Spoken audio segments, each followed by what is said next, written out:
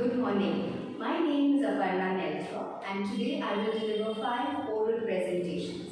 My first presentation is introducing and thanking a speaker at an event organized by a women's-only wildlife tourism club named Jungle Bells. The audience is a group of 50 to 70 women in the age group of 20 to 45 years.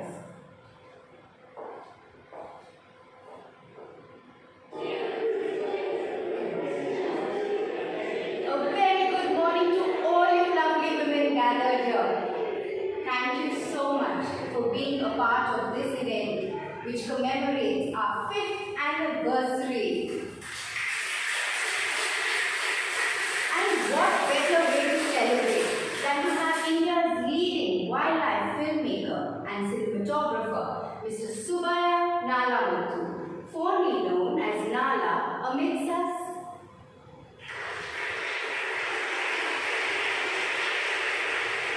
Nala is a specialized filmmaker who has made 11 documentaries and 55 TV series, all centered around the Indian wildlife. Since 1987, his passion has been Royal Bengal tigers, which has translated into 5 tiger-centric documentaries, which he has filmed, produced and directed for Nat Geo and Channel BBC. His mantra of humanizing an animal has made his stories ever so powerful and helped us to come closer to the animals he filmed. While this may be true for any filmmaker trying to put forth a believable narrative in front of the audience, Nala's case is a little different. His protagonists are tigers. Machli, Maya, and Sundari are not just wild cats but some of the iconic characters from Nala's films. Nala, through his films, hopes to bring to life the struggle for survival that persists in the unpredictable wild and gives conservation a fresh perspective. Nala, it's no surprise then that your films have been so inspiring and so heartwarming for all us nature lovers. The stage is all yours to enthrall us with your experiences and help us to understand our nature better.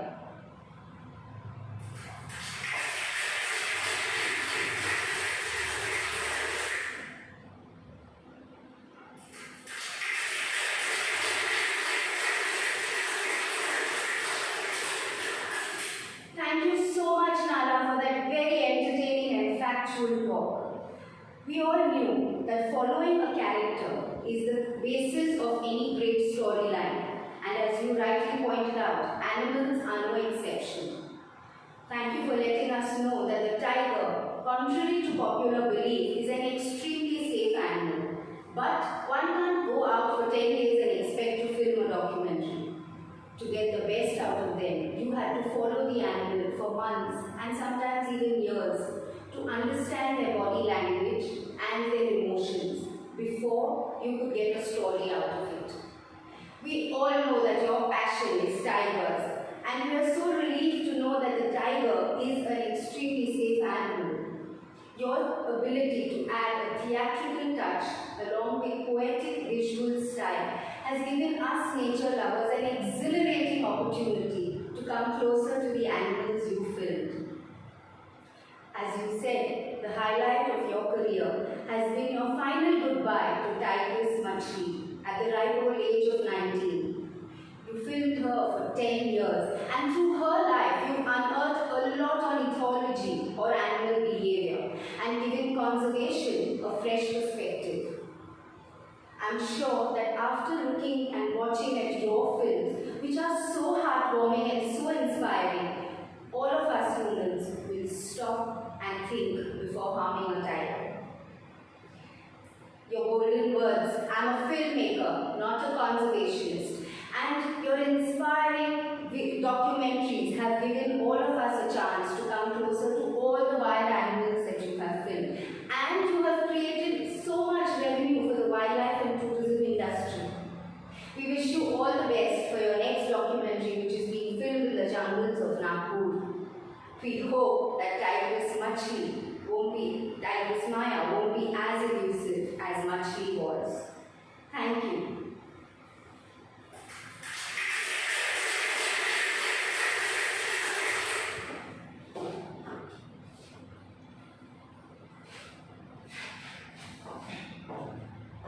My second presentation is a sermon based on a holy text from the Bible. The audience is a group of 30 people in the age group of 22 to 30 years, and this speech will be delivered at a marriage preparation course.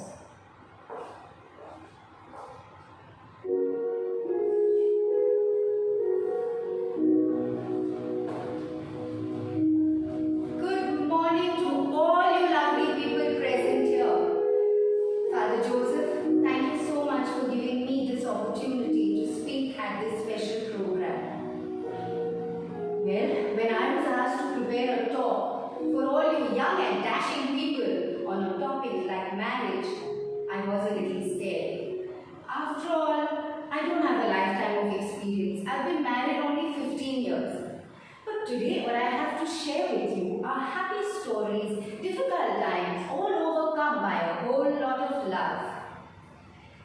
The verse I have chosen for you all today is from the Holy Bible, from the first letter of St. Paul to the Thessalonians. Encourage one another and build each other up. Yes, my dear friends, you have to encourage one another to create a strong foundation for this marriage and for the new journey that is going to begin in your lives. Let us start by being very honest with ourselves and telling each other right now and accepting it that we will never be the perfect spouses for each other all the time. Yes, my dear friends, don't start your marriage by trying to change your spouse. Don't start your marriage by trying to change them. Don't live in your marriage by trying to change them. Because the more you accept these differences, the stronger your marriage will become. After all, that's what you truly fell in love with. What I have come to realize is that there are basically 3 stages in marriage. The first one is the ideal, where my marriage is going to be perfect, is our motto, and we strive towards it. Then, the ideal becomes an ordeal, and we realize that Prince Charming there has warts, and Sleeping Beauty here isn't as beautiful when she wakes up in the morning. And then, soon comes along stage 3, where one of the spouses starts looking out for a new deal. Haven't we noticed that in our culture? I pray, my dear friends, that all of you all have happy and successful relationships, not just with your spouse, but the family and friends you gain through this union. And for that, I'd like you to remember just a couple of things. The first is expect surprises. Life will not be as blissful as it is today. Hard days, whether life-induced or self-induced, have the ability to catch even the best marriages off guard. So, encourage your spouse to make a commitment and to come out of the tough times together. Hasn't this pandemic taught us that difficult times and calamities can befall even the most stable relationships and businesses? So let us make a commitment and encourage each other to hold this marriage together. The second point that couples often need to do is to evaluate. Evaluate your marriage. Ask questions. Are we growing together as a couple or are we growing further apart? Don't assume that your spouse feels the same way as you do, because that's where you will be wrong. So encourage each other to talk and communicate. Lastly, my dear friends, if your marriage ought to be what it has to be, then there has to be a leaving. And for this reason, a man will leave his mother and father. This verse from Genesis highlights our need to loosen our dependency on mommy and daddy. Don't keep running to them with your problems, helping them to solve your problems. Grow up. And in conclusion, put Christ first in your marriage. For He is the binding force. He is the guiding force. And without him, nothing is difficult, nothing is impossible. Thank you, dear friends.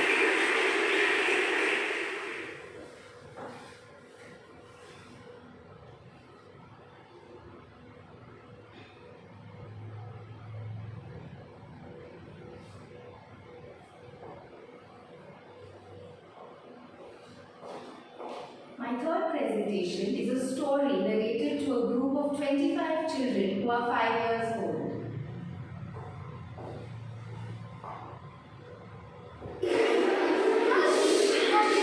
Hush, everyone. Sit down, everybody. It's story time. Would you all like to say hello to my little friend here, Eddie the elephant, and his family here?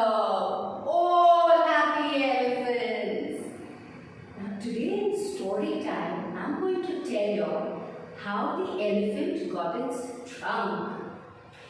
Many years ago, when all the elephants lived together in a jungle, they didn't have these long trunks. They had short, stubby noses. And Eddie the elephant here was an extremely curious and inquisitive guy. Just like you, Johnny, kept asking questions. Daddy, why do ostriches have feathers? Mommy, why is the giraffe so tall? Hush, baby elephant, his mummy would say. Why don't you go to Mr. Snake and ask him your questions? So Eddie here went off to meet Mr. Snake. And he said to Mr. Snake, Mr. Snake, what do crocodiles eat? Mr. Snake said, I don't know what crocodiles eat, but he lives in the big, great Limpopo River. Why don't you go there and ask him yourself? So little Eddie went down to the big, great Limpopo River, where the crocodile was hiding in the water. And he went up to him and said to Mr. Crocodile very politely, Mr. Crocodile, what do you eat? And Mr. Crocodile came out of the water and he said to Eddie, well, Eddie, don't you know what I eat? I eat elephants! And he came out of the water and put onto Eddie's nose and pulled him into the water. And Eddie pulled back and the crocodile pulled him in. Come on, help me, children, help me to rescue Eddie. Mr. Snake was sitting up on the tree and watching all this, and he got worried and he came down and he held on to Eddie's stomach. And they pulled and they pulled and they pulled back and they pulled again. Finally, Mr. Crocodile was fed up and he left Eddie's nose and slunk back into the water. But then what Eddie realized was that his nose had become long and extremely sore and red and it was hurting. So he said to Mr. Snake, and Mr. Snake said, don't worry, Eddie. I think you'll realize that a long nose can be very useful. And Eddie realized that because he could pluck fruit from the trees, he could swat pesky flies, and he could throw a lot of water on himself by having a bath. When Eddie went back to his family in the jungle, they were all so happy to see what a long trunk could do. And they all asked him, Eddie, where did you get your long trunk from? And Eddie said, Mr. Crocodile gave it to me. So they all went down to the big, great Limpopo River and got long noses. Okay, kids, come on now, it's playtime.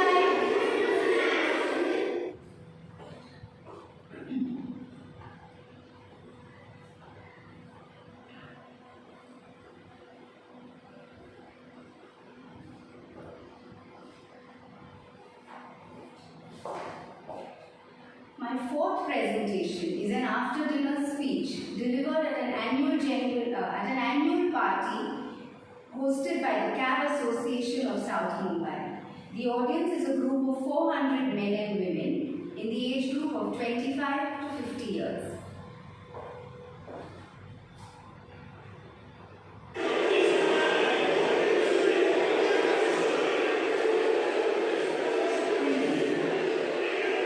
Hello everybody! Haven't we seen that scene in a movie where the detective jumps into the cab and says, "Follow that car"? Well, today the forces of law and order are going to have to jump onto bicycles because all the cab drivers are here and their cabs are definitely not for hire. Tonight, my dear friends, is our night to meet all our old friends and probably make new ones. Tonight, we'll be dining in style and not talking about the difficulties we face. Our meters are down and we will be here discussing our passengers. They can be our passengers, the troublesome ones. There can be no doubt about it. All human life has been here sometime or the other. We all had drums singing, "Show me the way to go home." And we've got lawyers who have to be there on time to sign that dotted line. We have patients going into hospitals and happier ones going back home. We have tourists doing the sights and who expect us to show them where the 2611 terrorists entered Mumbai from and the iconic Taj Hotel that was seized by them. How often do we have to turn philosophical and tell them that there is nothing they can do about Mumbai's traffic jams? So it's either a question about high blood pressure or just sitting back and going with the flow. If all of us have a story within us, I am sure big cab drivers have an entire series and they would all be bestsellers because it has all the ingredients needed. There's drama, there's romance, and there's danger in the back seat. So tonight, my dear friends, in this city that never sleeps, we will make it a night to remember. If you want to sing, feel free. And if you want to dance, don't let us stop you. And you there, if you want to paint the town red, please go ahead. And we won't even mind if you all want to have a drink or two or three, because being the law-abiding citizens that we are, we've hired a bus to take us all back home. So let us make this night a night to remember. It's been a difficult year for all of us. We are all a little different today than what we were last year. We've had our shares of joys, our sorrows, our failures and our achievements, but we've been together. In the end, I'd like to thank all of you for being a part of our association, and I'd like to assure you of our support as we cruise together along these winding roads. So let us raise our glasses in a toast to the folk who keep the city moving. The cab drivers of South Mumbai. Cheers, everybody!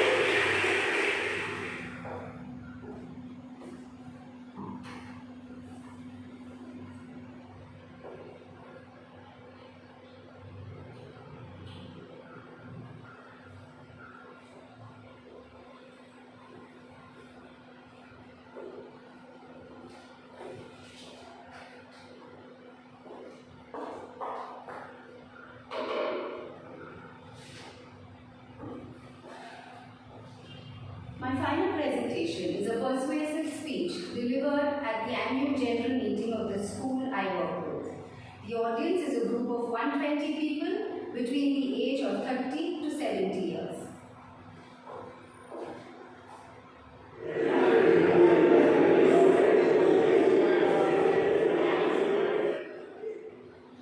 A very good morning to everyone present here. I'd like to thank the Board of Directors and the PTA members of the Bishop School for giving me this opportunity to speak at our annual general meeting.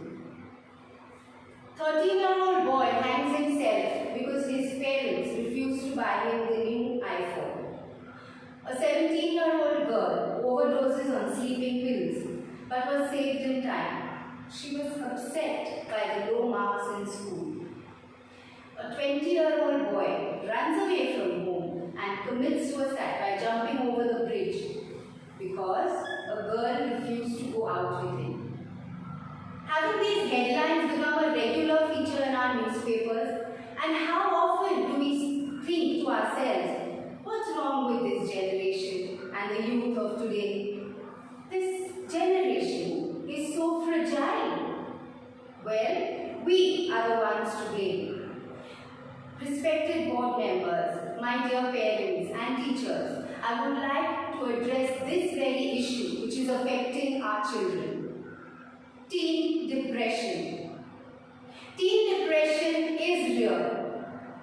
Depression and mental has for years been associated with loose and slang terms like mad, crazy, cuckoo, a little off, and the image formed in people's minds is of a person who is not right in the head. Mind health awareness is a major concern worldwide, and India is not far behind in sharing this. If we compare the progress in this field, the pace appears to be extremely slow. There have been tremendous and numerous calls for invoking political will and for galvanizing society and community participation, all with scant improvement in outcome. In India, one study found mind health literacy amongst adolescents to be extremely low. Only 29% could identify schizophrenia and depression, OCD, ADHD, etc. didn't even stand a chance for awareness. These findings reinforce the need for us to tackle this issue and to help our children. And hence, I would like to use this platform to urge you all to start a compulsory class in school every week on mind health. We have assimilated physical and sex education into our curriculums, and we invite experts in this field to address our children. Then why are we shying away from mind health? Why is so much stigma attached to this topic? We as a school advertise ourselves in giving complete and holistic education to our children. Let's truly do it. Let us teach our children that it is normal for our brains to tire and for us to feel sad and overwhelmed. Why can't we help them build a stronger foundation mentally and emotionally? Action is what is truly needed from us. We have to and we need to encourage our children to talk and to ask us for help if their mind health falters. And they should be given the same kind of treatment that somebody with a more physical ailment would be given. Dr. Brock Chisholm, the first Director General of WHO, in 1954 had stated that without mental health, there can be no true physical health. Almost 65 years later, this scenario hasn't altered much. But let us as a generation who has lived through the worst pandemic try and change this situation. Thank you.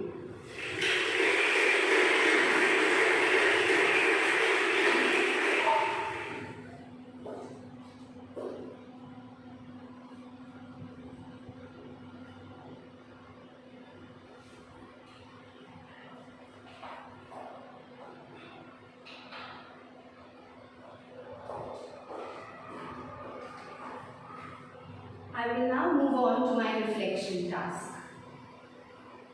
Was there a starting point? Yes. For me, my starting point was choosing the 5 right kind of speeches through which I could deliver my best performance. Considering the variety of options, I thought it best to check on the 5 best speeches that would help me give my best.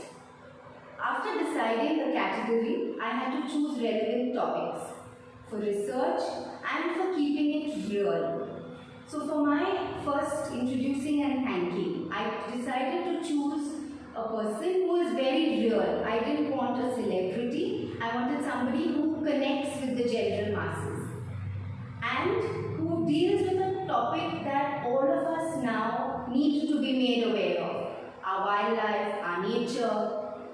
and global goal. My second presentation was at a marriage preparation course.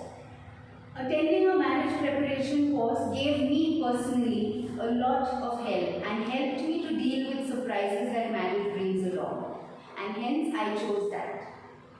My third presentation, which was narrating a story to little children, was the most challenging one because we all know how difficult it is to attract and to hold on to the attention of little children. So, using a puppet, using slides helped me connect with the children better.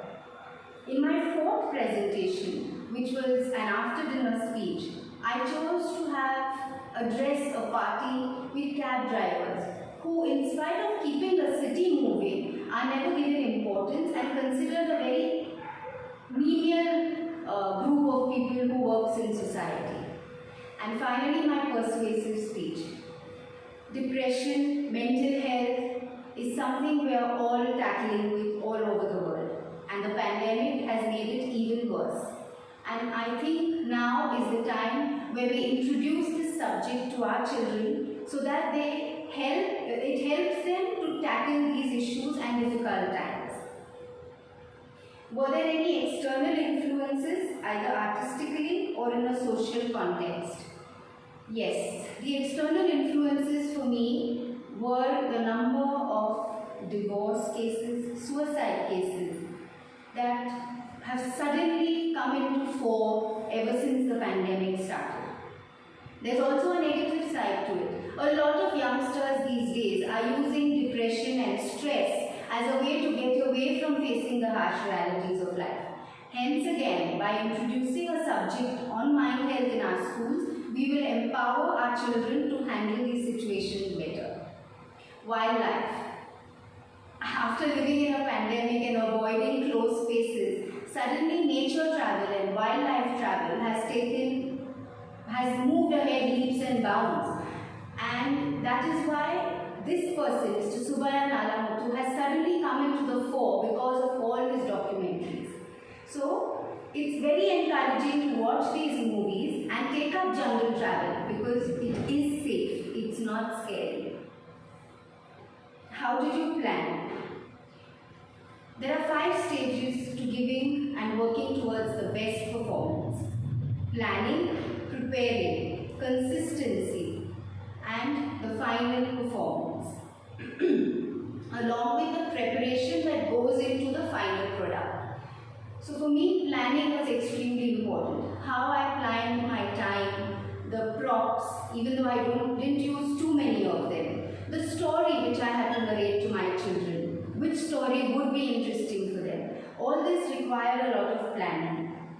Preparation.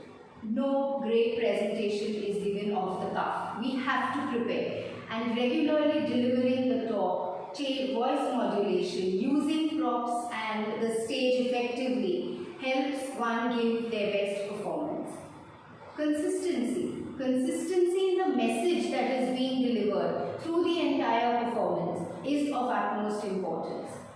And finally, preparing for the final performance is what adds finesse to the entire performance. One has to prepare, one has to practice every day before we head on to the stage and give our performance. How did you create balance and variety for the audience? In all my 5 speeches, I had different types of audience. So for my first talk, I had a person who was extremely real and who dealt with wildlife, which India has so much to offer. Wildlife tourism, our national parks, we have so much to offer. And this would just help encourage people to travel and experience the wildlife in India. In my marriage preparation course, I used a few humorous observations from my own marriage. And yes, Prince Charming does have warts. So, I used that to make my audience feel involved and feel light and not think that marriage is a very difficult thing. My story, of course, had a puppet, and I involved the children in helping me rescue the main character from the crocodile. they thought that they were helping the character come out of a tricky situation. Well, my after dinner speech had a song in it, which often happens to us when we get into cabs. But the cab drivers are so helpful and reach us to our destination on time. Personal response. What skills were needed to approach your challenge? Well, for me, the biggest challenge was technology. Having worked with pen and paper all my life, working with PPTs, sound effects, etc. was extremely challenging. I had to use a lot of self-help websites to download the correct apps and to make these presentations. So for me, technology was my biggest challenge. What have you discovered by working through this challenge? Well, I've discovered, as cliched as it sounds, technology isn't that scary. It's just about getting to learn it and using the right form of it. I realized while planning my PPTs and my speech that technology has so much to offer. I could use so many graphs, so many images to put my point across and add gravity and importance to what I was saying in my speech. How would you approach a similar challenge? Well, for me it was just about a question of crossing the threshold. I had this mind block about technology, and after working on this assignment, I have realized that technology will help me to reach out to a larger and varied audience. I also learned that my PPTs and sound effects go hand in hand. So my practice in delivering my speeches by timing both those together helped me give my best performance. Health and safety. Safe practice on stage. Well, safe practice on stage, here I would like to emphasize on the need for practice. We have to practice when we are preparing for an exam, when we are preparing for a speech. Practicing delivering my speeches helped me maneuver the stage seamlessly, especially during the storytelling, and helped me involve my audience better. It's not just about standing behind a lectern and delivering a speech. I had to practice to captivate my audience and get them all involved into what I was doing or what I was saying, and to get the message across. Working with an audience. We are all in a pandemic and it has been extremely difficult to work with a live audience. However, my mentor taught me how to gauge the audience, the reaction from the audience, and the sound effects and her valuable tips helped me to understand how a particular set of audience would react to what I was saying. So in spite of not having worked with a live audience, these tips and these sound effects, etc. helped me to gauge the audience reaction.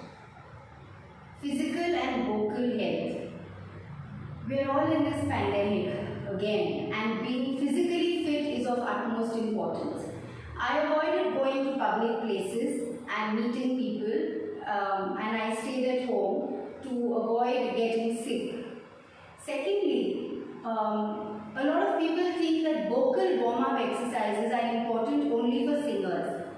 That's wrong. A vocal warm-up exercises is extremely important for anybody giving a vocal and oral presentation.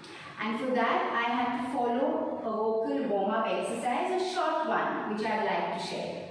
The first one is breathing. One has to control their breathing, and that is of utmost importance. So take a deep breath in,